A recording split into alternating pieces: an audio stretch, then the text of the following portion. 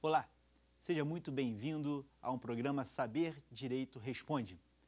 No programa de hoje nós vamos debater direito previdenciário e vamos responder perguntas direcionadas à pensão por morte e auxílio reclusão.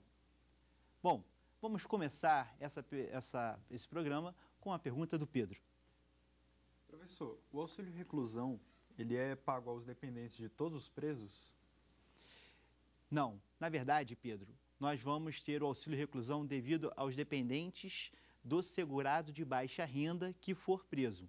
Então, para deixar auxílio reclusão, é preciso que seja um segurado. Diferentemente do que muitas vezes é divulgado, não é um benefício pago a qualquer preso. É um benefício pago aos dependentes de um trabalhador preso. O que significa dizer que é necessário ser segurado do regime geral de previdência social e, mais do que isso, apenas se for um segurado de baixa renda é que deixa auxílio reclusão aos dependentes. O valor da baixa renda atualmente está em R$ 1.025 e foi fixado originalmente na emenda 20 de 98 e vem sendo atualizado até hoje. Muito bem, agora vamos passar uma pergunta do Cauã. Existe um período mínimo de contribuição para o preso ter direito ao auxílio reclusão? Não, Kainan, não tem direito, não existe carência, não existe um tempo mínimo ou um número mínimo de contribuições para a concessão do auxílio reclusão. O artigo 26, inciso 1º da Lei 8.213, dispensa a carência para o auxílio reclusão. Então, se a pessoa tiver uma contribuição e for presa, isso já é suficiente para a concessão do auxílio reclusão aos seus dependentes. Agora, o Rudney. Professor, a dúvida é, quem pode deixar a pensão por morte? Bom, a pensão por morte é devida em razão do óbito de um segurado. Então, como regra geral, quem deixa a pensão por morte é um segurado. Porém, existe a possibilidade de alguém não ser segurado e deixar pensão por morte. Essa é uma exceção à regra geral de exigência de qualidade de segurado para a concessão de benefícios previdenciários. Nós vamos encontrar essa exceção no artigo 102, parágrafo 2º da Lei 8.213, que vai nos dizer que se uma pessoa tiver direito adquirido a uma aposentadoria, ele deixa a pensão por morte, mesmo tendo perdido a qualidade de segurado. Nós vamos ter esse entendimento já, além da Lei 8.213, também consolidado na jurisprudência do STJ por meio da súmula 416. Professor, a prisão preventiva também gera auxílio reclusão? Essa é uma ótima pergunta, Pedro. O auxílio reclusão, ele tem por finalidade substituir a renda do segurado no sustento dos seus dependentes. Então, quando a gente trabalha com esse benefício, que aliás tem matriz constitucional, está lá no artigo 201, inciso 4º da Constituição, nós estamos diante de uma prestação que ela existe para pegar a renda lícita do trabalhador e, como ele não pode mais produzir essa renda lícita em razão da prisão, substituí-la por um benefício previdenciário.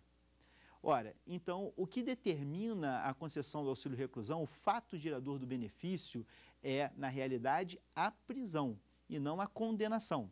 Eu não dependo da condenação para a concessão do benefício. Como consequência, as prisões cautelares, prisão preventiva, prisão temporária, todas as outras modalidades de prisões cautelares dão direito ao auxílio reclusão. Porque, na realidade, para o direito previdenciário, você vai considerar a prisão aquela que seja um regime de cumprimento de pena fechado ou semiaberto. As prisões cautelares, apesar de não se tratarem de cumprimento de pena, são equiparadas a um regime fechado e que, como são equiparadas a regime fechado, acabam dando origem ao benefício de auxílio reclusão. Então, a resposta para a sua pergunta é sim, o auxílio reclusão vai ser pago em caso de prisão preventiva. Próxima pergunta. Qual o valor da pensão por morte? O valor da pensão por morte vai variar. Se eu estiver diante de um aposentado que falece, a pensão por morte corresponde a 100% da aposentadoria que ele vinha recebendo. Agora, se quem falece é uma pessoa que está em atividade, que não está aposentada, o valor da pensão por morte corresponde ao valor de uma aposentadoria por invalidez. Nós calculamos o valor de uma aposentadoria por invalidez e o valor da pensão por morte é o exato valor de uma aposentadoria por invalidez. E como eu calculo as aposentadorias? Para saber o valor da pensão por morte, eu preciso então descobrir como calcular as aposentadorias. É uma operação que não é complicada. Você vai pegar as remunerações, na verdade, os salários de contribuição do segurado, que correspondem às suas remunerações, e vai calcular uma média dessas remunerações. A média das 80% maiores remunerações, dos 80% maiores salários de contribuição. Você considera apenas de julho de 94 até hoje, corrige monetariamente e vai calcular a média dos 80% maiores salários de contribuição. Aí você chega numa coisa que chamamos de salário de benefício, que é a base de cálculo das aposentadorias. As aposentadorias, então, vão corresponder a um percentual dessa média, um percentual desse salário de benefício. No caso da aposentadoria por tempo de contribuição, da aposentadoria especial e da aposentadoria por invalidez, nós temos 100% do salário de benefício. A aposentadoria por idade é a única que foge dessa modalidade integral de 100%. A aposentadoria por idade ela é proporcional ao tempo de contribuição. O que significa, então, que quanto mais tempo de contribuição tiver, maior o valor da aposentadoria por idade. Vai ser 70% do salário de benefício, mais 1% por cada ano de contribuição. Como consequência, o valor da aposentadoria vai influenciar diretamente o valor da pensão por morte. Eu preciso fazer essa conta antes, e aí eu chego, a partir dessa conta, no valor da pensão por morte. Hein? Rudney. A dúvida é como a pensão por morte é dividida entre os dependentes? Excelente pergunta, Rudney. Nós temos duas regras que vão solucionar todas as questões de rateio da pensão por morte. A regra número 1 é a existência de um dependente na categoria anterior exclui os dependentes das categorias posteriores. E a regra número 2, a existência de mais de um dependente na mesma categoria acarreta a divisão do benefício em partes iguais. Com essas duas regras, a gente resolve os problemas de rateio. Então vamos a um exemplo. Imagine uma situação complicada. Uma pessoa é casada, tem 3 filhos de casamentos diferentes. Além disso, mora com ele a sua mãe, ele sustenta a mãe. Mora com ele um enteado, ele sustenta o enteado e ainda tem um irmão inválido que mora com ele. Se ele morre, como é que fica a pensão por morte? Bom, tem que olhar para esses dependentes e selecionar quais são da primeira categoria. De todos esses dependentes, nós vamos encontrar ali a esposa, vamos encontrar os 3 filhos menores de 21 anos e o enteado, que é equiparado a filho na primeira categoria, 5 pessoas. A mãe faz parte da segunda categoria, enquanto o irmão da terceira categoria. Na primeira regra, a existência de um dependente na categoria anterior exclui os dependentes das categorias posteriores. Saiu a mãe, saiu o irmão, ficaram os filhos, a esposa e o enteado. Agora eu vou dividir em partes iguais entre eles. Se são 5 pessoas, cada um vai receber 20%. Divido igualzinho, não tendo diferença entre cônjuge, entre filhos, todos divisão em partes iguais. Isso é a regra do regime geral de previdência social. Bem? Bom, Pedro, mais uma pergunta. Professor, o preso que trabalha durante a prisão, ele também tem auxílio, também tem direito ao auxílio reclusão? O preso que trabalha durante a prisão, ele vai manter o auxílio reclusão para os seus dependentes. Isso porque o trabalho ele é considerado um dos melhores instrumentos no processo de reeducação. Então, não faria sentido que o trabalho durante a prisão prejudicasse o recebimento do auxílio reclusão, pois seria um desestímulo a esse trabalho. O preso pode trabalhar durante a sua prisão sem que isso prejudique os dependentes no recebimento do seu benefício. O que vai acontecer é que se ele trabalha e exerce atividade remunerada durante a sua prisão, ele é um segurado obrigatório do regime geral de previdência social. Então, veja só, Pedro, se ele está trabalhando e ele está, então, produzindo renda com o seu trabalho, ele é obrigado a contribuir para a previdência social. Então, ele vai receber o auxílio reclusão, ele não, os seus dependentes vão receber o auxílio reclusão, ele vai receber a sua remuneração e a lei de execuções penais diz que esse valor fica uma parte para o Estado e o restante é depositado numa conta em favor dele. E desse valor eu vou descontar a contribuição previdenciária. E ele recebe e já é descontado na fonte. Esse trabalho exercido durante a prisão com contribuição vai contar, por exemplo, como tempo de contribuição. Ele conta tempo de contribuição. Porém, esse trabalho, apesar de contar como tempo de contribuição, essas contribuições, enquanto a família estiver recebendo auxílio reclusão, não dão direito a qualquer benefício ao segurado.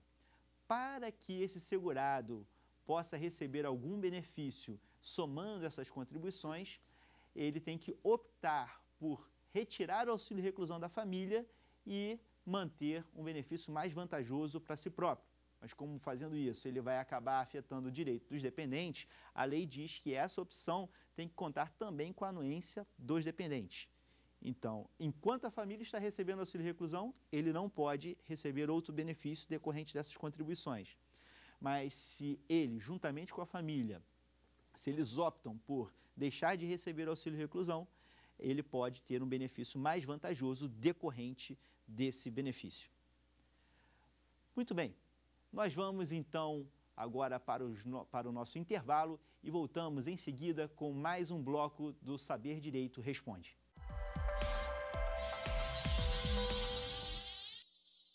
Estamos de volta com o programa Saber Direito Responde, hoje com o tema Pensão por Morte e Auxílio Reclusão. Vamos passar então a mais uma pergunta. Kainan, alguma pergunta? Professor, o preso em regime semiaberto ou em regime aberto, a família dele, os dependentes, tem direito ao auxílio reclusão? Em regime aberto, não. Não é considerado prisão. A questão do regime semiaberto foi objeto de muita discussão. Durante muito tempo não havia uma resposta na lei para essa questão e dependíamos então de pareceres do Ministério da Previdência, algumas decisões judiciais. A questão, porém, foi pacificada com o artigo 2º da Lei 10.666 de 2003. O artigo 2º da Lei 10.666 de 2003 diz que vai ser considerado prisão o regime fechado, bem como o regime semiaberto, e as situações equiparáveis como as prisões cautelares. Então fica de fora o regime aberto, mas o regime semiaberto é considerado prisão e vai dar direito, sim, ao auxílio reclusão. Ótimo. Muito bem, Rudney. Professor, na resposta de uma dúvida anterior, o senhor falou do jovem de 21 anos. Então, este, sendo universitário, poderia receber a pensão além dos 21 anos? Excelente pergunta, Rudney. No regime geral de Previdência Social, nós temos a idade de 21 anos colocada como um critério autônomo. Então, isso não está vinculado, por exemplo, à maioridade civil. Então, você tem ali um critério específico para o regime geral de Previdência Social, que é a idade de 21 anos. Da mesma forma que eu não terei o direito civil influenciando a condição de dependente, quando completa 18 anos, ele continua a ser dependente, vai receber a pensão por morte ou o auxílio reclusão até completar os 21, os 18 anos não vão fazer diferença aqui, ele também guarda independência em relação a outros campos, como, por exemplo, o direito tributário e o direito de família. Então, apesar de no direito tributário, especialmente na legislação do imposto de renda, no direito de família, você conseguir estender a condição de dependente, geralmente até os 24 anos, por conta do estudo ou universitário ou mesmo do ensino médio, aqui no direito previdenciário isso não é possível. Nós temos já um entendimento sumulado pela Turma Nacional de Uniformização, a súmula 37 da TNU, que afirma que a condição de dependente não se prorroga além dos 21 anos pelo estudo universitário ou mesmo por outro tipo de estudo. É claro que isso fica, então, dentro do campo de discricionariedade legislativa. Cada lei de cada regime pode estabelecer essa possibilidade de extensão. Se a lei fixar que 21 anos é a idade limite, a interpretação não permite estender até os 24 anos, ainda que esteja estudando. É o que acontece com o regime geral, 21 anos, é o que acontece com o regime próprio de previdência dos servidores federais, que também estabelece um limite de 21 anos. Agora, alguns regimes próprios de previdência no âmbito dos estados e dos municípios têm legislação que permite essa prorrogação. Isso não é inconstitucional, isso não fere qualquer cláusula do nosso texto constitucional ou qualquer princípio previdenciário. É possível, sim, mas depende da legislação específica. Se a lei específica prevê a prorrogação, é perfeitamente admissível. Hein? Pedro, mais alguma pergunta? Sim. Qual é o valor do auxílio reclusão? O valor do auxílio reclusão, ele não tem resposta na lei diretamente. O artigo 80 da Lei 8.213 trata do auxílio reclusão e ele não diz qual é o valor. Nós precisamos usar um outro comando da lei que está no próprio artigo 80, mas que vai falar que ao auxílio reclusão são aplicadas subsidiariamente as regras do regime geral, da pensão por morte do regime geral. Então, eu vou aplicar ao auxílio reclusão as regras da pensão por morte. Mas olha o detalhe, Pedro. Para um segurado deixar auxílio reclusão, ele não pode estar aposentado. Então, ele não pode receber aposentadoria, não pode receber auxílio doença, nem remuneração da empresa. Como consequência, se ele não pode estar aposentado, qual o valor da pensão por morte que falamos há pouco? Ou é o valor da aposentadoria que o segurado estava recebendo, ou é o valor de uma aposentadoria por invalidez, que corresponde a 100% do salário de benefício. Aqui no auxílio reclusão, como ele não vai poder receber a aposentadoria, o que nós teremos é que a resposta vai ser sempre 100% do salário de benefício. Esse é o valor do auxílio reclusão. Queria só destacar, Pedro, que quando a gente trabalha com o auxílio reclusão, diferentemente do que muitas pessoas divulgam, não existe um valor fixo por dependente a ser recebido. Esse valor vai corresponder a uma média das remunerações lícitas do segurado, uma média dos seus salários de contribuição. Então, se ele contribuiu a vida inteira sob um salário mínimo, a tendência é que o auxílio reclusão seja de um salário mínimo. Se ele contribuiu a vida inteira sobre valores um pouco superiores, a tendência é o auxílio reclusão ser um pouco superior. Vou calcular essa média. Calculei essa média será dividida entre os dependentes. Então, se por acaso o auxílio reclusão for de um salário mínimo e eu tiver 5 dependentes, cada dependente receberá 1/5 do salário mínimo, porque eu vou dividir em partes iguais aquele valor global. Não existe um valor fixo por dependente. Bem? Kainan. O filho com deficiência, ele é considerado dependente, mesmo maior de idade? Essa pergunta é fantástica, Kainan. Por quê? O artigo 16, inciso 1º da Lei 8.213 de 91, atualmente conta com um novo dependente, que é o filho com deficiência. Repare que não é o filho inválido. Originalmente, a lei já falava em filho menor de 21 anos e filho inválido. A grande novidade foi a inclusão do filho com deficiência. Eu estou, então, portanto, diante de uma pessoa com deficiência, porém válida. Ele trabalha, pode trabalhar, mas a deficiência provoca a relação de dependência previdenciária. Qual dependência? A dependência mental e intelectual, desde que provoque incapacidade civil, relativa ou absoluta, declarada judicialmente. Então, eu posso ter um filho que é relativamente capaz por conta de uma deficiência mental ou intelectual, e essa deficiência, então, não o impede de trabalhar. Ele tem um emprego, de repente, se você está falando de pais que estão ali batalhando para sustentar o seu filho, ele pode ter um salário até maior que os pais. Se os pais morrem, ele vai ter direito a receber a pensão por morte, porque ele é considerado dependente com presunção da dependência econômica. Então, ele vai ter direito à pensão. Essa é uma estratégia para estimular o filho com deficiência a ingressar no mercado de trabalho. Porque muitas vezes, quando você caracterizava a deficiência como invalidez no passado, porque não tinha essa possibilidade de filho com deficiência, você inibia as tentativas da pessoa ingressar no mercado de trabalho, porque se ele tentasse, ele corria o risco de perder a pensão. Então, o legislador sinaliza: olha, você vai poder tentar entrar no mercado de trabalho e isso de forma alguma prejudicará o seu direito ao recebimento da pensão por morte. Rudney. Muito bem. Professor, a pensão por morte pode ser dividida entre o esposo e o seu companheiro?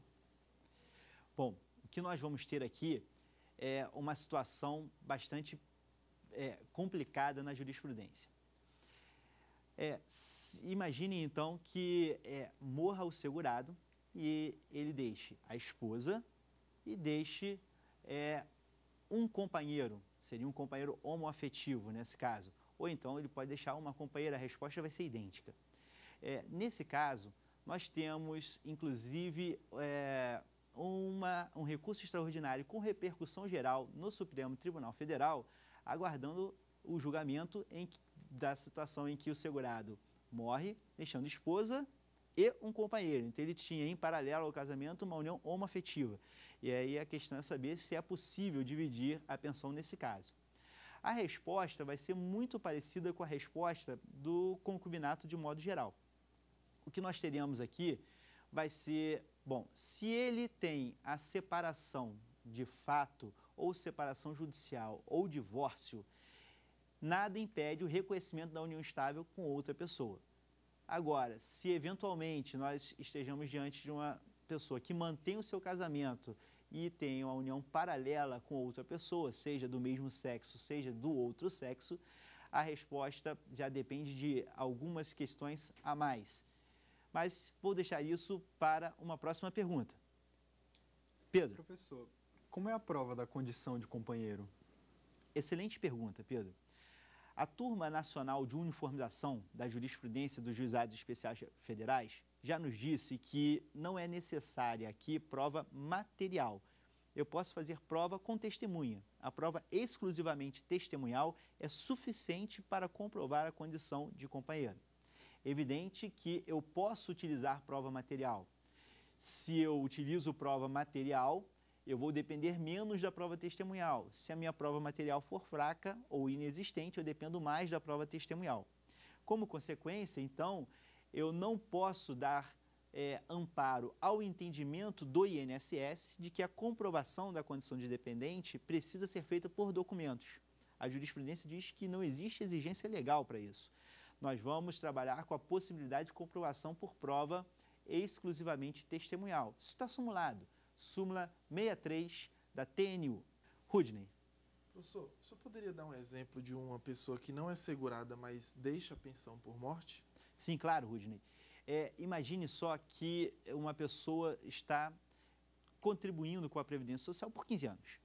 Né? Ele trabalhou por 15 anos, contribuiu por 15 anos. Em 15 anos, ele tem 180 contribuições mensais. Isso é suficiente para ele adquirir o direito a uma aposentadoria por idade, ou preencher a carência de uma aposentadoria por idade. Ele parou de trabalhar e agora ele perdeu a qualidade de segurado, porque ele parou de trabalhar, trabalhou dos 20 aos 35 anos, agora ele para de trabalhar e segue sem trabalhar e sem contribuir com a Previdência Social. Quando ele completa 65 anos de idade, ele adquire o direito à aposentadoria por idade. Mesmo estando 30 anos sem contribuir, sem trabalhar, ele adquire o direito à aposentadoria por idade, porque ele tem carência e tem idade. Eu vou desconsiderar a perda da qualidade de segurado.